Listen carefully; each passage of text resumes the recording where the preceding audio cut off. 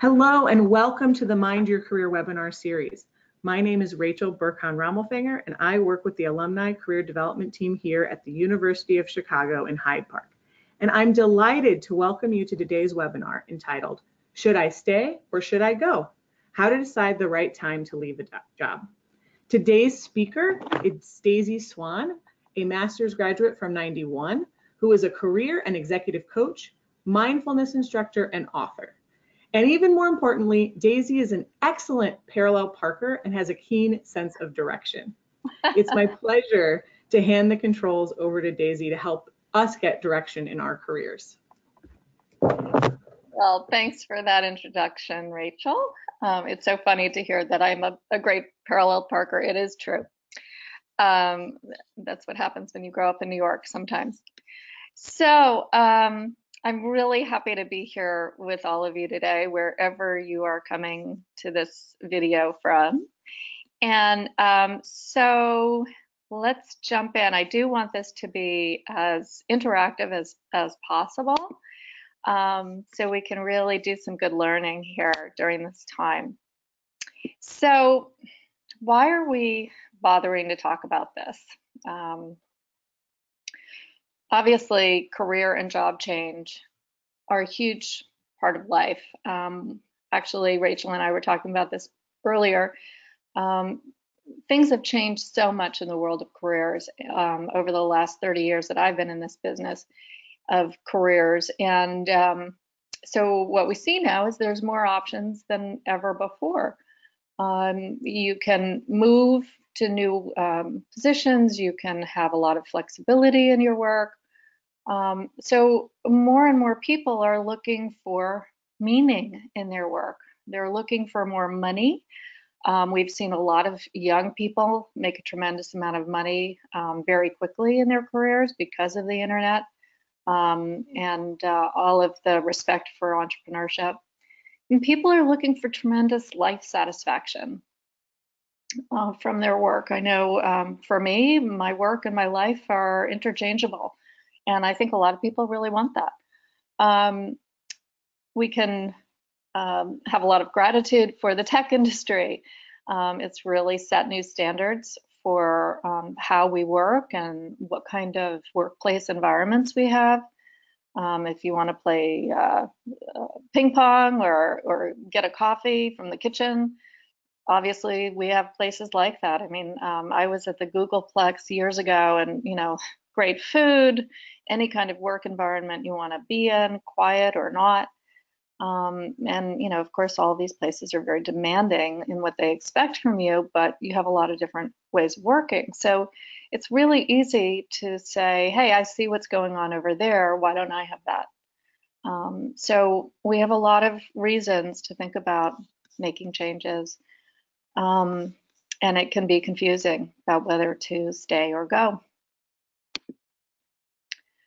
So today what we're going to do is I will be presenting some information. I've been doing this work for a long time, and so I do want to share a lot with you, but I also really want you to be able to use this time to do some work to figure out, to really maybe come to some decision-making process. So we're going to have some worksheets for you to use, and we'll also have some time for some discussion. Some of it will be through typing chat, and Rachel will be able to help facilitate questions and answers. And I'm also going to offer you a follow-up worksheet. So if you want to have more time to process this worksheet will really help you to do that. And you'll need to give me your email address so that we can send that to you. So I'm really curious to find out who is here. I want to know, are you male or female? I'd like to know how old you are, and we're going to get to why you're really feeling stuck. So you can go ahead and answer that poll that you see on your screen, and that will help me get a sense of who's here, and I can share that information with you as well. it is kind of interesting to see. Okay, so we have 59% women and we have 41% men. That's not a surprise to me that there's more women. And then be curious to find out how old you are. I work with clients from, some of my clients are 25. I always say 25 is one of the worst ages to be. It can be so confusing. You've been out of school long enough to know that this isn't all that it's cracked up to be. And there's a lot of expectations. And I work with clients who are in their 60s. Okay, well, there you go. So this fits in with my client range. So we've got 19% 20 to 21, 21 to 28, 40% 29 to 39. And we've got 19% or 40 to 48. And we've got 11% 49 to 55, as well as 55 and up. So that's pretty much the breakdown of who I work with. So we see a lot of career change and what I call kind of a roadblock place where you feel kind of stuck in your 30s, where things aren't necessarily going as you think they should. So why do you feel stuck? I was limited to 5 options here. So see if you can find one of these that fits closest to you. I'll be curious to see what you think, and we're going to talk about what it is to be stuck in a sec. So obviously being stuck is about feeling some sort of conflict, right? You have maybe some fear about what's coming, or maybe you've got opposing needs that are showing up. So we're still waiting on those results. And I hope you will answer those. I think that's coming. Okay. So the biggest percentage falls in the not sure what to do next. And then below that is I like my job, but management treats me disrespectfully. That is not uncommon. I do hear clients, in fact, just yesterday, somebody saying that they were afraid their boss would find out. And so that was holding them back from doing some important networking. 20% saying I'm so busy and tired, I don't have time to look for a job. I usually hear that from people who are consultants. So if you're with a consulting firm and that's you answering that, you're in good company. And 16% are saying I'm afraid I won't make as much money if I leave this job. So oftentimes that's the case for my older and more senior clients because they're concerned that they might have to take a step back if they move on. And we find a way around that too. Okay, so yeah, what is it to be stuck? You know, fundamentally, as I was saying, we've got a conflict. We're worried about leaving. We're worried about not having something better to go to. And because of all those options that we have out there in the world, you know, like, what do I do? And so as a career coach, certainly that's what I'm helping people to figure out. And we're going to work on that today. We know that we have to have our needs met, right?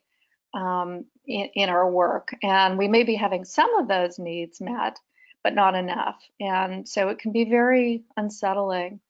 So what we really need to do is investigate what we're really thinking about and believing in our situation. So what does satisfaction at work really look like? And here are a few of the things that I've identified as really important things for people. Um, Wanting to be respected is foundational. And, I know that 20% of you said that you didn't feel that you were being treated respectfully, or 22%. So I get that. I've been there. It's a really awful feeling. Being compensated fairly, it's kind of the same thing, right? If you're not being compensated fairly, you feel like you're not being respected. Sometimes it's just a budget thing, but sometimes, like, especially if you know that somebody's getting paid more than you and you've been there longer, and that's where the trust thing comes in. If you don't feel that you're working for people who are trustworthy, yeah, that you don't really know what's going on behind the screen, or the big Land of Oz screen. Yeah, that doesn't feel good. People like to feel secure. They like to know that if they're going to work on Monday morning, they're going to have a job there. And when there are a lot of reorgs going on, which I know a lot of my clients have experienced, that can be really unsettling. I've had clients who have had 3 changes of senior management in 3 years' time. So, the focus is changing all the time. It's very unsettling. And, we're University of Chicago grads, most of us on this video. And so we like to grow, we like to learn, we like intellectual stimulation. We want professional development. So all of those things, if we're not getting that at work, that can be, really stifling. You want to be recognized for your contribution. And, this is also where this personal part of understanding what it is you really want. What's the contribution you want to make? What's really important to you? These are really important questions to be asking yourself. If you're working with people and you don't like them, even if you like your job, that can be really tough. And if you don't find things that you want to talk to those people about, it can be a very lonely thing. So you want to be thinking about that. And of course, flexibility at work, that's become a very big, I don't know, it's almost like an expectation now. So many of us expect that. And that's something that's really grown because of technology, right? We can work remotely. So what we need to do is really think about what's important. And that's what I've been stressing throughout what I've been saying. We really need to know what's important to you.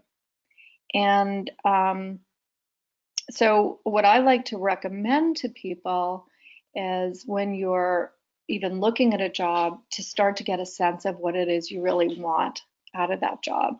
My last job, actually, and when I was in my 30s, before I took that job, I could see that there were going to be issues with this particular boss, and but I wanted the job, and I really made a list of criteria, things that were going to be important to me, that I really wanted to achieve while there. And I decided for myself that I would be there for 4 years, period. I was going to stay come hell or high water for 4 years, and almost to the day I left at that 4-year mark. And I had really done what I knew I needed to do there. So it's really important for us to know what's important, know our why. Maybe you've heard that term before, to know your why. So to know our why, we have to know what's important to us. And that's why I've created this values worksheet for you to take a look at. So you'll be able to find that in the handout section. You'll see the values list clarification exercise.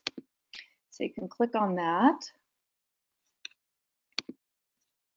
And what I invite you to do is, I know this is a tricky thing to do, it's hard, but what I'd like you to do is look at this now, and you can just jot down, I don't know if you want to print it out right now if you have that capability, but you can go ahead and just mark down for you what of all of these would be your top three? Let's just look for your top three.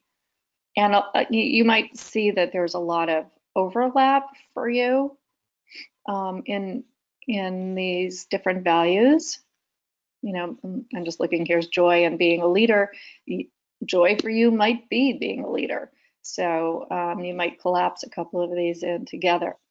I know, for example, achievement is very important for a lot of people. You know, and creativity is very important for a lot of people. So sometimes what happens is these can almost conflict with one another, right? If let's say security is one of your top values, but freedom is also a top value, you've got a clash, you've got a conflict. So then we have to figure out how to resolve that, how to make that work for you. So what I would invite you to do is, if you feel like you want to share that, which I would love, you can type into that question and answer box what your top three are. And we can talk about it a little bit, or I can talk about it a little bit, and we can sort of go back and forth and see how this is working for you. This is what I do with my clients all the time, and it's actually it's something I do for myself on a regular basis to get a sense of what's important. We have some people who've been answering. Oh, good. One person said autonomy, intellectual stimulation, expertise, mastery are their top three. Autonomy, intellectual stimulation. What was it?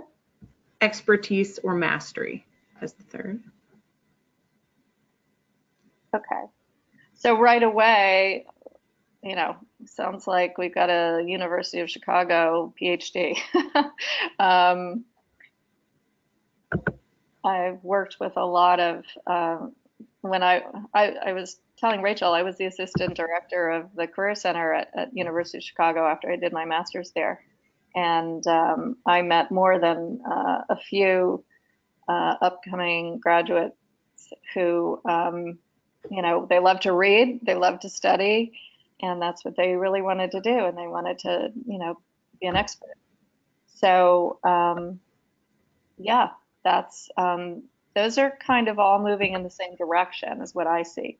But I work with clients who are writers, who have been authors, and they still have to make a buck, right? They still have to make a living. In fact, I was talking to somebody yesterday about that. And so for him, it's really uncomfortable having to take what I call a job. He was working during the day doing things that he did not love doing. However, his why to do that was so that he could publish more books. And, you know, that's an uncomfortable place to be, but that was the reality. The book that he had written previously didn't make the kind of money that he would have needed to have lived on. So, you know, we're going to look at this more in terms of perspective, because we do have some realities that we just have to look at. But if you know your why, you can make it more palatable. Any others? Oh yeah, we have a lot of them. So another one is intellectual stimulation, community, personal development. Okay, cool. Should I read some more, or do Yeah, you like read some more. Intellectual stimulation, trust, creativity, autonomy. Okay. Autonomy, intellectual stimulation, being a leader. I love all this intellectual stimulation. I shouldn't be surprised. Being a leader, that one. The next person said financial gain, health and wellness, family time, time for romance.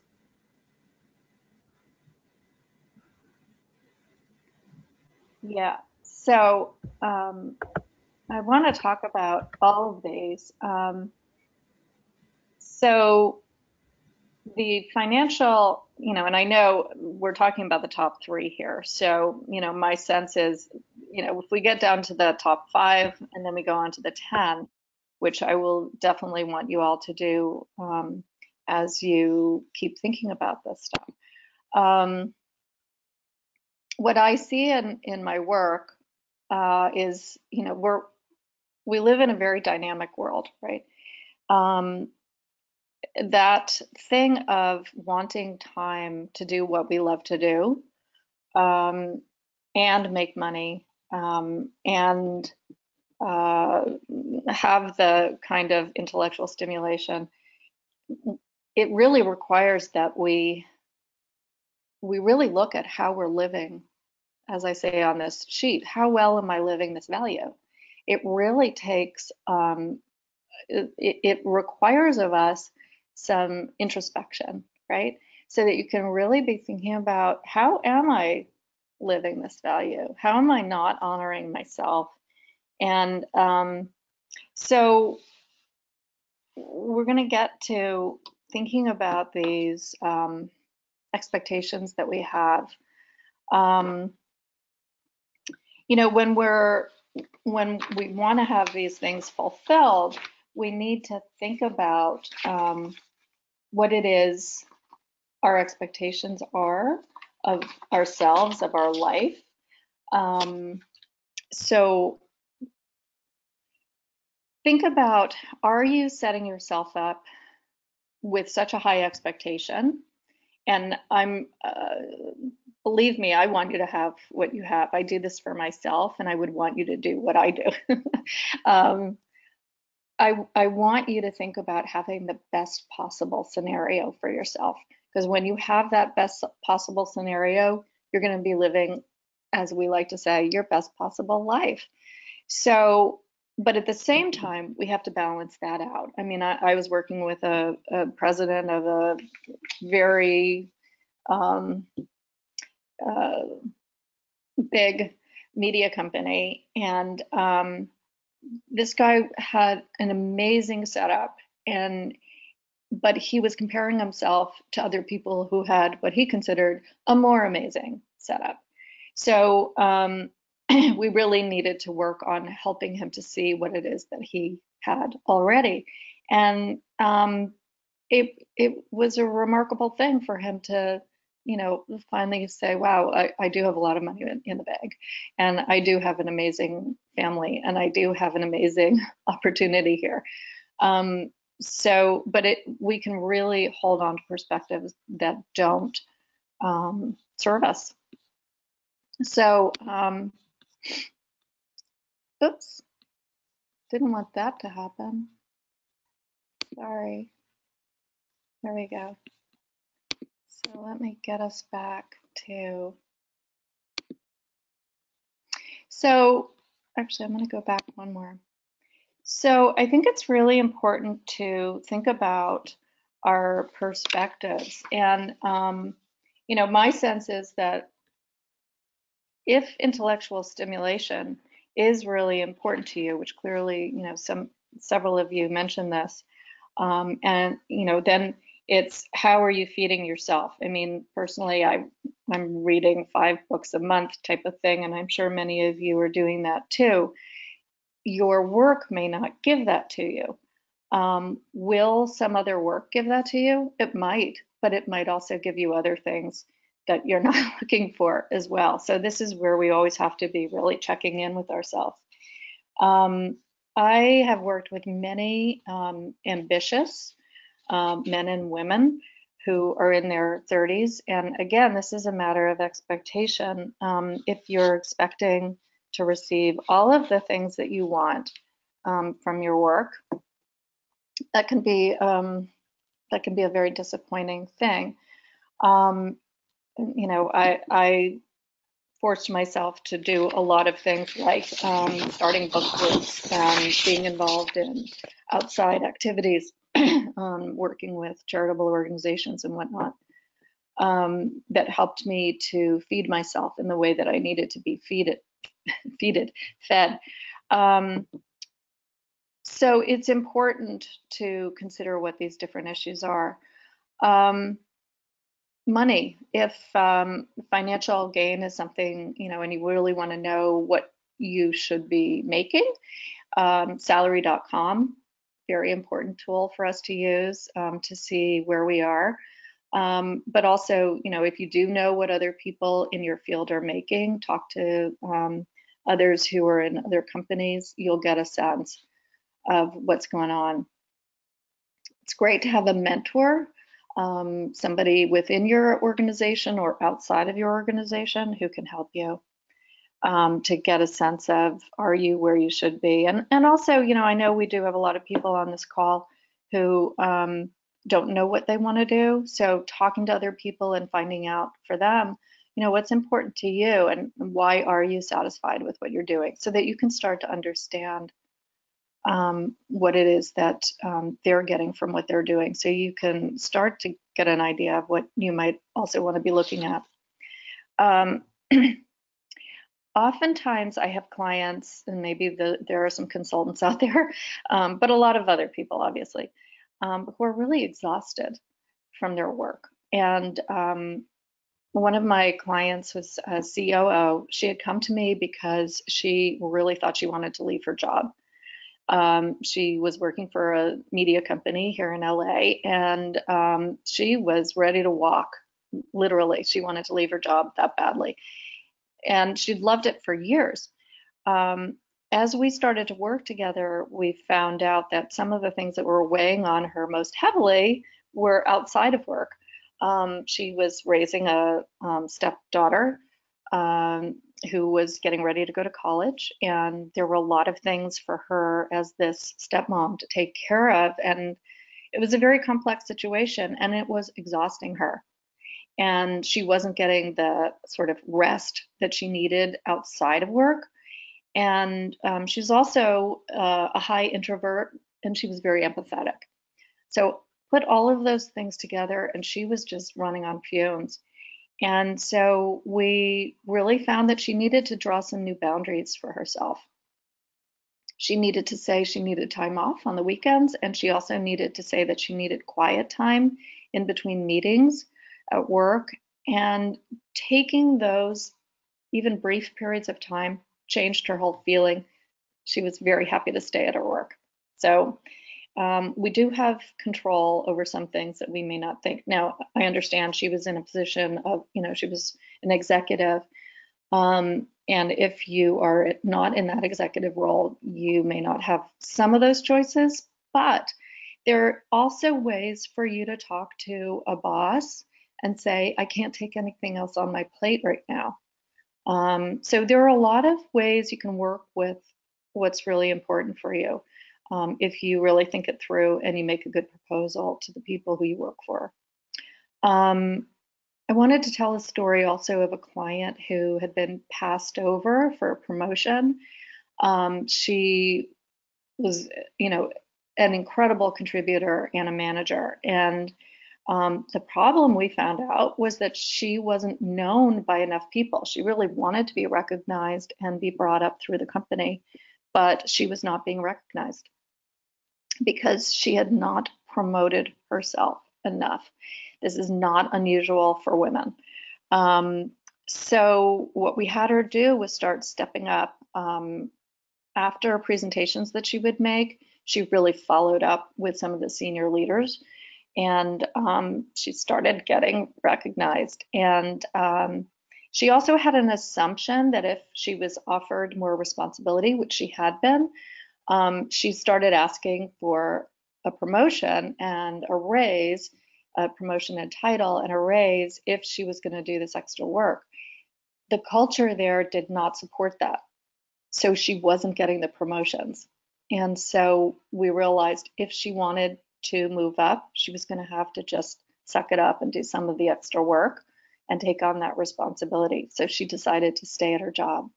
So these are some of the things I know some of you may be working with. So let's go on to looking at what's working and what isn't. And this is what, in those cases that I just told you about, there can be things that are working, but you may not be looking at them. enough either. So it's important to take this kind of inventory. So the other worksheet is there, and you'll see it's web handout. And so this one, you can take a couple of moments. As I mentioned, I do have this follow-up worksheet that's going to really give you more questions to work through. But right now, if you can, just jot down some of the things that are working for you. Like, really think about, well, what is working? And what's not? What are those needs that aren't being met? And you might know those off the top of your head, and they might take a little bit of thought, what's really not working for me? And, I mentioned all of those things that do create satisfaction, like having colleagues you like working with and being intellectually stimulated, but I will say something about boredom. And I know you may be writing and thinking as I'm talking, but I really recognized before the downturn of 2009, I was working with so many clients who were bored at work. And now I'm really sort of careful when I hear that people are bored at work, because that means that you may be part of the fat of a company. And during the downturn, companies became very lean. And for a lot of those companies, they never really staffed up the way they did before, because they had enough people to do what they needed on a lean kind of staffing. So I think it behooves us to find the solution to that boredom thing.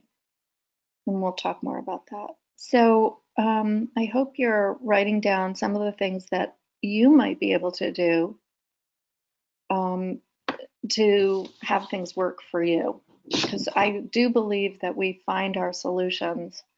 And if we don't find those solutions at work, then we know it is time to go. So again, if you have something that you want to share, I would really welcome that, because everybody learns so much from hearing from everybody else. And then Rachel can relay that information. And think about, what questions you have, because we'll be able to get to a few of those. I'm definitely leaving time for that at the end. At least one person has responded saying that what's working for them currently is flexibility, the ability to work from home, to be part-time so that there's availability to support family.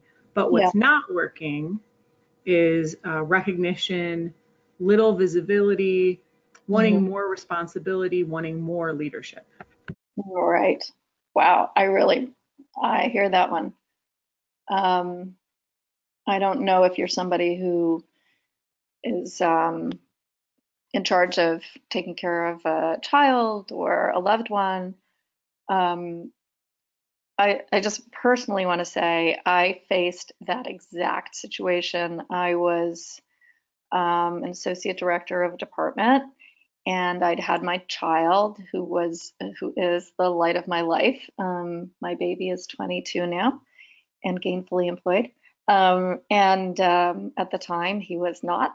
And I was grateful to be working 26 hours a week. And it really worked for me on so many levels. And people said horrid things like, oh, she's on the mommy track. And some of my coworkers really undermined me. And so I got busy with my own business. And I then had the flexibility and the autonomy and the money. So just a little success story there. But yeah, it's hard to have all of those things because there are people who feel like they're putting in all of the time and they're getting maybe more face time.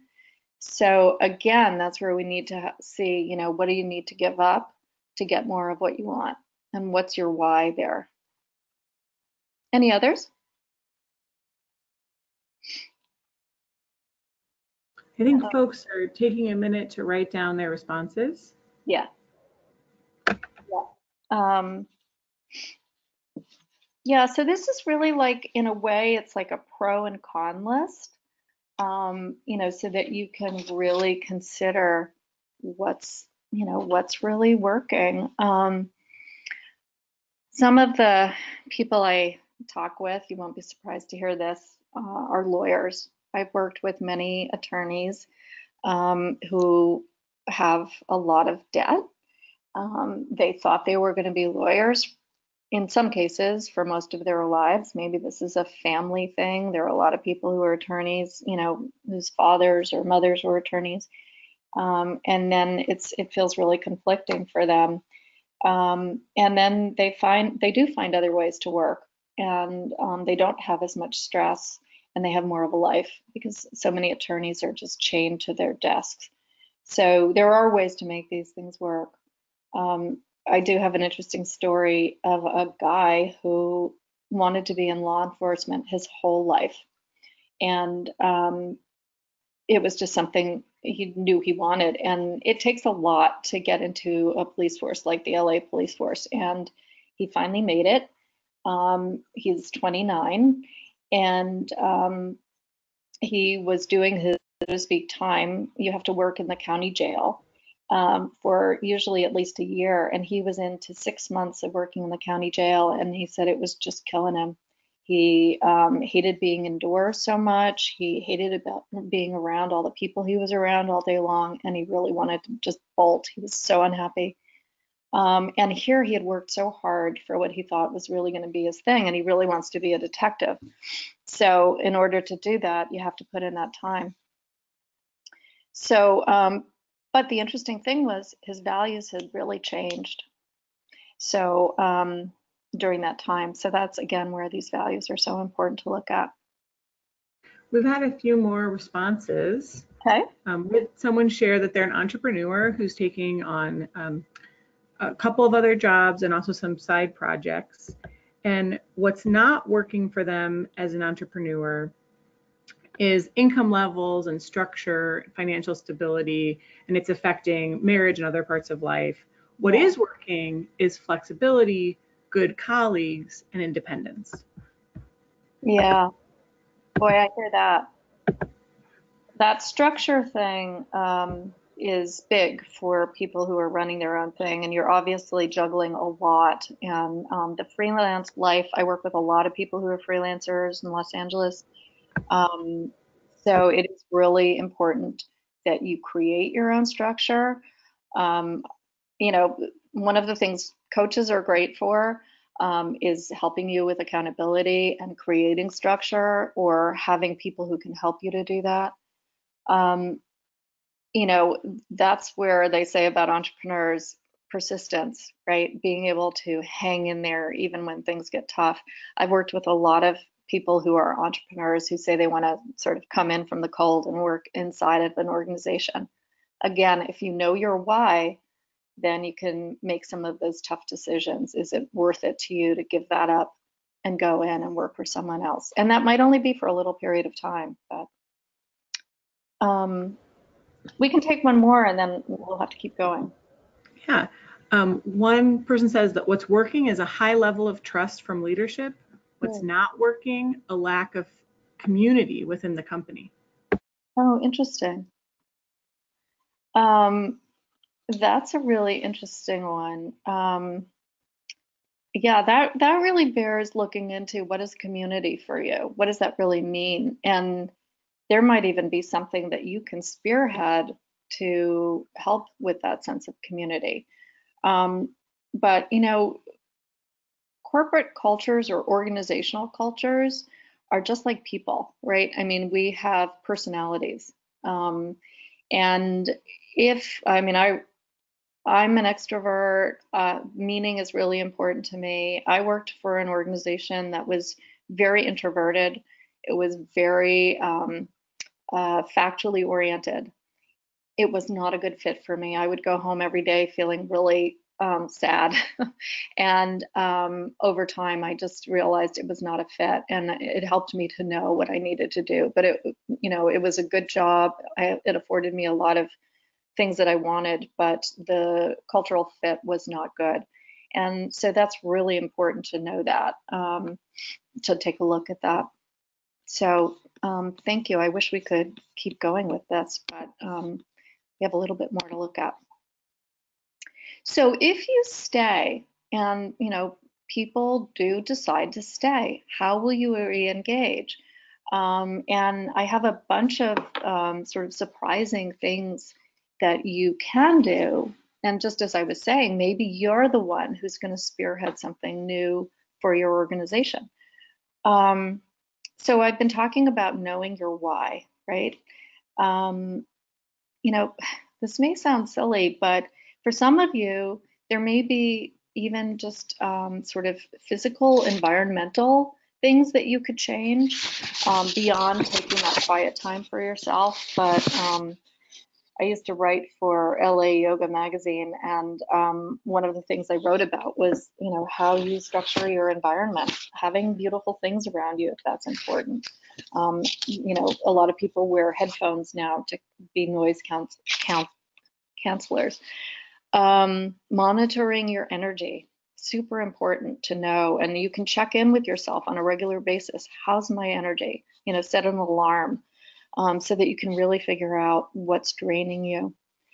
If you decide to stay, you may need to have some new boundaries set, and that may be having some uncomfortable conversations with people you work with.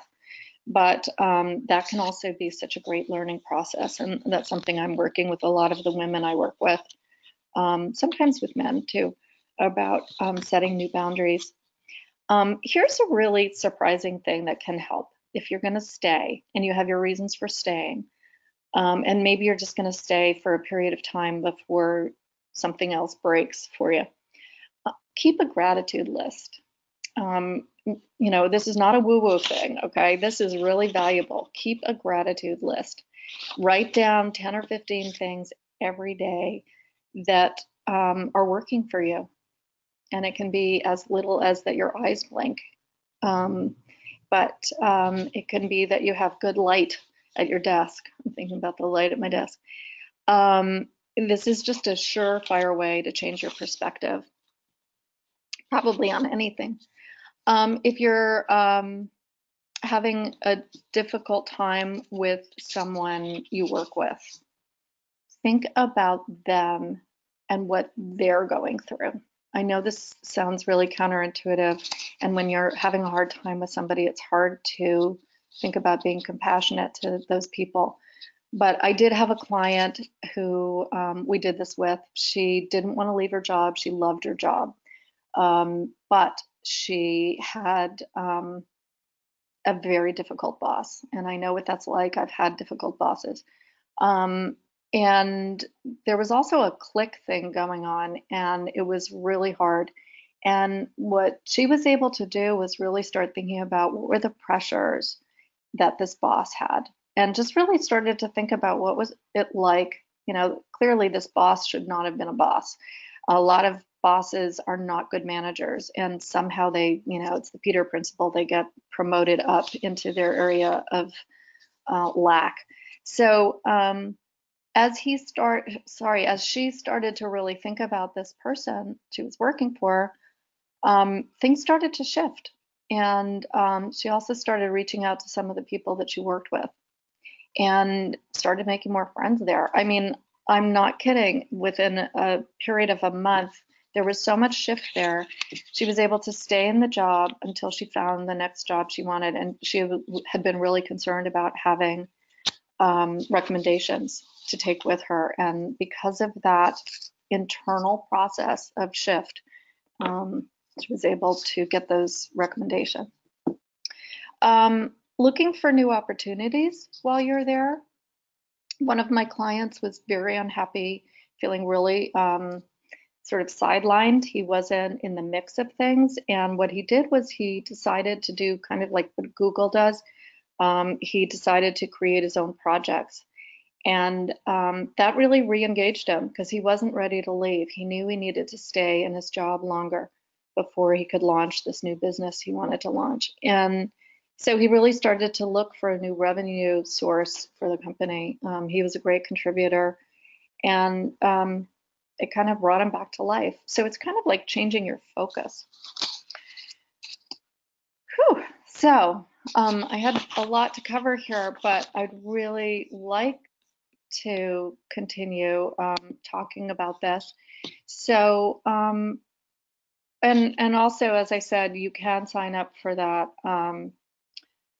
that worksheet that we can send to you, but I'd need to have your email address, and then you'll get other things like different new offers. I just sent out an offer for this free worksheet, and you'll get other things because I'm going to be coming up with new online courses.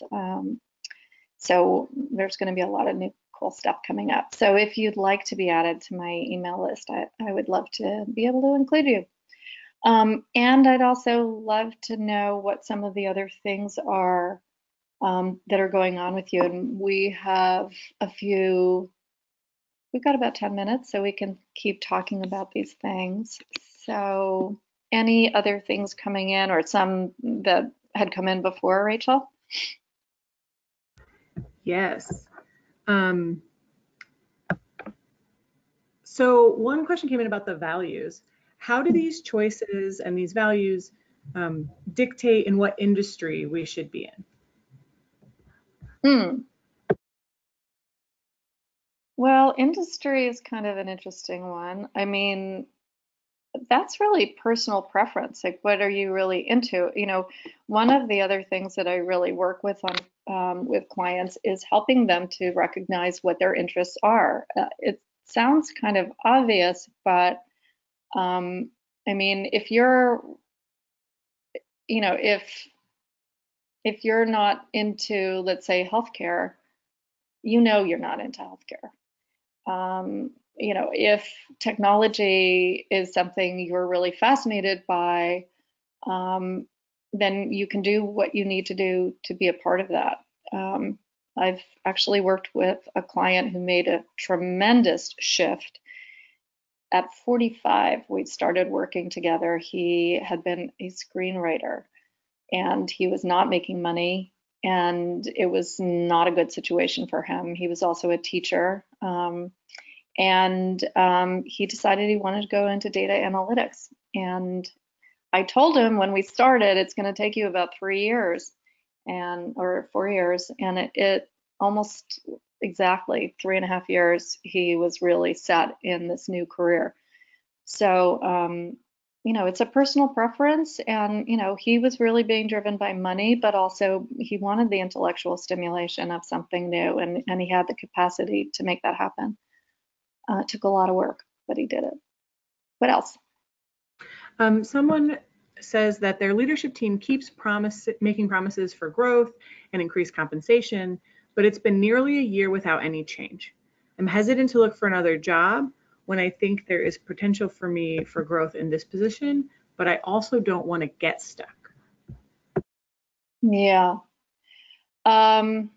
Boy, that is so frustrating, and I do hear that a lot.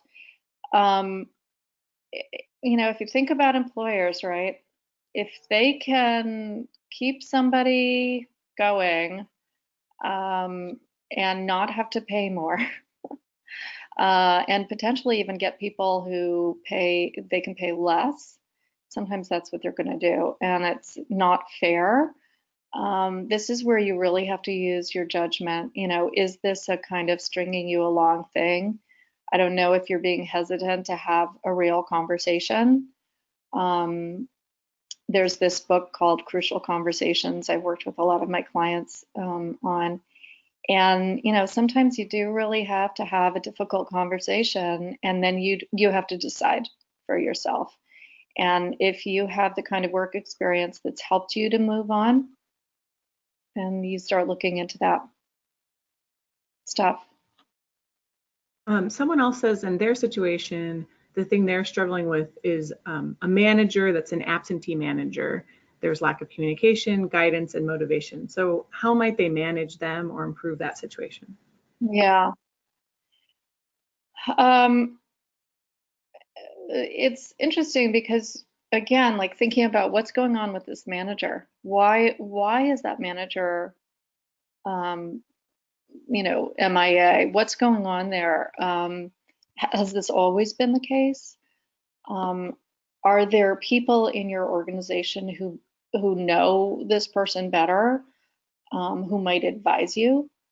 And can you have a conversation with your manager? There's so many things I'd want to follow up with to know,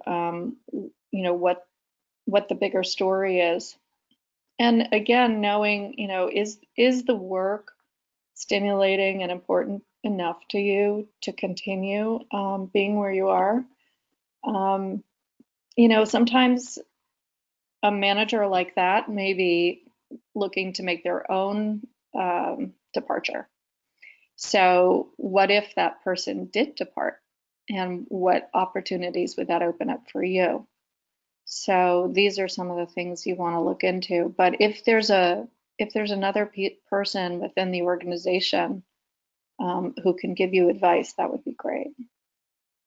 Another person shares that they've been at the same company for 10 years and they're feeling like they've plateaued, but they're scared to make a jump to something new with the fear of the unknown and the question, is the grass always greener? Yeah, I had the feeling that's where that question was going when I heard the 10 years. Um, you know, I worked with a client this past year. I know I'm talking about a lot of female clients, but I work with a lot of male clients. My population is about 50-50. It just happens that the scenarios we're talking about are several women that I worked with.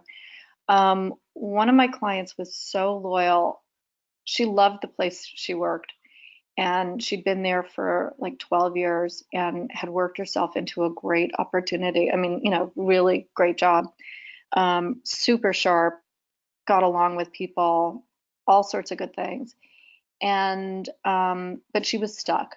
She was stuck, and she really wanted some new growth. And there were a variety of things that were going on. It was complex that were keeping her there. And some of as phenomenal as this woman was, she also had some self-doubt that was getting in her way, and it stopped her from talking to other people about other opportunities. And this is for men and women. I will tell you, talking with other people, if you get too isolated and you're believing everything you think too much, you could really be doing yourself a disservice.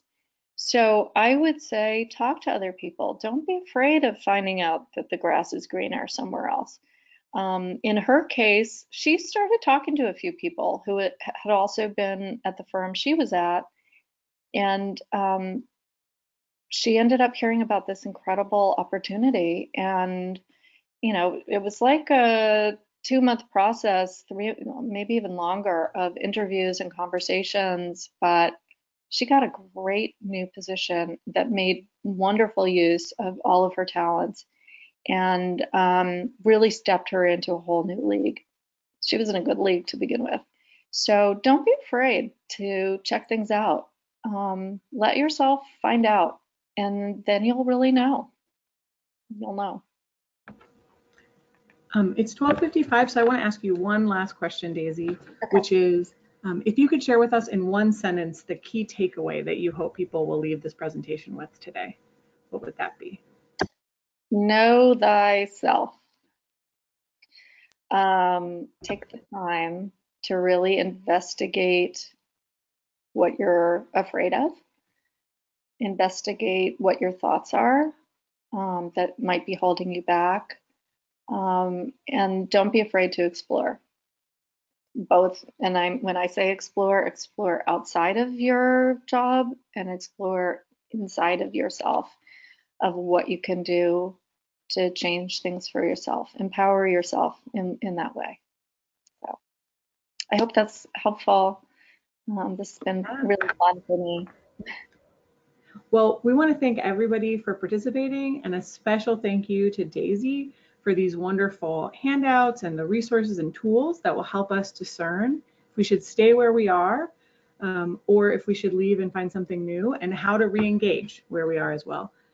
For those who are on this webinar, I would invite you to join us for more programming in October. On October 3rd on the lunch hour, we'll have that talk on networking in partnership with the U Chicago Graham School to focus on that always important topic. How do I network? How do I meet new people? And keep your eyes open in the next few weeks for our Career Month lineup, which will be in November. We'll be sharing that lineup in October with you, 15 online events in the month of November, highlighting tools and trends that will help you turbocharge your career.